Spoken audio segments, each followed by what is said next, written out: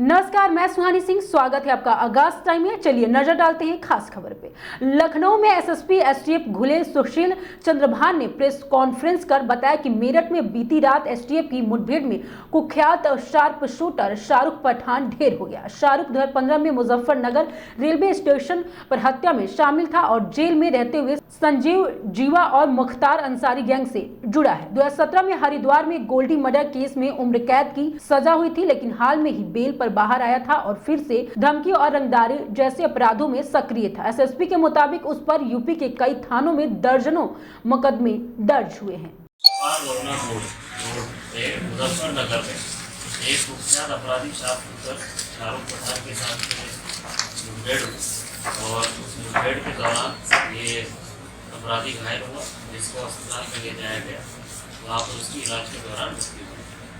लगातार एक्टिव है और रंगदारी के भी केसेस में इसका इन्वॉल्वमेंट रहा है और पिछले 6 महीने से भी, जब से बेल आया है तब से भी ये रंगदारी और गवाहों को धमकाने में एक्टिव है। तो वहाँ पर सूचना ये थी कि वो किसी से मिलने आ रहा था या किसी को धमकाने के लिए जा रहा था। गोल्डी के पिता की हत्या नहीं, उसके आसिफ जायदा के पिता की हत्या उसने की थी। आसिफ जायदा के पिता की हत्या उसने की थी और तब ये 2017 में ही हुआ। वायरल हो रहा है जिसमें आप बाकी साड़ी के साथ ये नजर आ रहा है। जी, एक फोटो आ रहा है और जैसे कि मैंने पहले भी बताया है कि इस अपराधी के जो कनेक्शन है वो अन्य भी गैंग से है, जैसे कि संजीव जीवा और मुजफ्फरनगर क्या करने आया? 2015 में इसने मुजफ्फरनगर रेलवे स्टेशन पे आसिफ जायदा की वर्चस्व को लेकर के हत्या कर दी। उस समय आसिफ जायदा पुलिस कस्टडी में था और नैनी जेल से मुजफ्फरनगर पेशी के लिए आया। तो पेशी पे आए अपराधी की पुलिस कस्टडी में होने के उपरांत रेलवे स्टेशन पे इसके द्वारा अपने साथी के साथ मिलकर मात्र रंगदारी के वर्चस्व को लेकर के पुलिस कस्टडी में उसकी गोली मार करके हत्या की। इसके बाद में ये जब जेल में था उस दौरान इसकी नज़दीकी संजीव जीवा और उसके माध्यम से मुख्तार अंसारी गैंग से भी बढ़ी और उनके साथ में भी ये एक्टिवली काम करने लगा। 2016 में ये अपराधी शाहरुख पुलिस कस्टडी से फरार हो गया और पुलिस कस्टडी से फरार होने के बाद भी उसने पुनः रंगदारी और रंगदारी के लेकर के हत्या, ये सब कार्यों में वो संजीव जीवा के साथ में एक्टिवली इन्वॉल्व है। 2017 में इसके द्वारा हरिद्वार में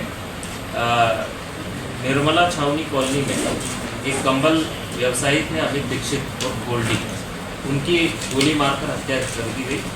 वहाँ पर जो मुकदमा गोल्डी वाले केस का लिखा गया था उसमें इसको आजीवन कारावास की भी सज़ा हुई। 6 माह पूर्व लगभग इसकी बेल हुई थी और बेल होने के उपरांत भी लगातार आपराधिक गतिविधियों में ये अपराधी लिप्त रहा।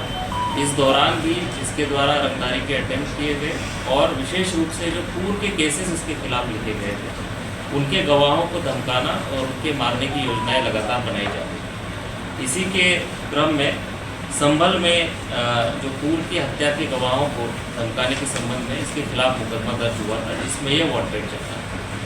तो इसके तलाश में लोकल पुलिस और एसटीएफ की टीमें लगी थी। इसी के क्रम में जो सूचना प्राप्त हुई थी इसको गिरफ्तार करने का प्रयास किया गया, परंतु इसके द्वारा पुलिस के ऊपर फायर किया और उस मुठभेड़ के दौरान ये घायल हुआ और अस्पताल में इलाज के दौरान इसकी मृत्यु हुई। तो यह कुख्यात अपराधी और शार्प शूटर है जिसके खिलाफ 1 दर्जन के लगभग मुकदमे पंजीकृत हैं, जो कि इसमें से 3 हत्या के मुकदमे हैं और रंगदारी के भी मुकदमे हैं, गैंगस्टर एक्ट के भी मुकदमे हैं। और मुठभेड़ के उपरांत इसके पास से 2 पिस्टल, 1 रिवॉल्वर बरामद हुई है और 50 से अधिक कारतूस भी बरामद हुए हैं। तो ये इसके संबंध में, इस मुठभेड़ के संबंध में जनपद मुजफ्फरनगर में मुकदमा पंजीकृत कर दिया गया है और समस्त मानवाधिकार आयोग और माननीय न्यायालय के निर्देशों का अनुपालन करते हुए इसको आगे की कार्रवाई संबंधित जनपद पुलिस और थाने द्वारा की जाएगी। ऐसे ही खबरों के लिए बने रहिए आगाज टाइम के साथ। धन्यवाद।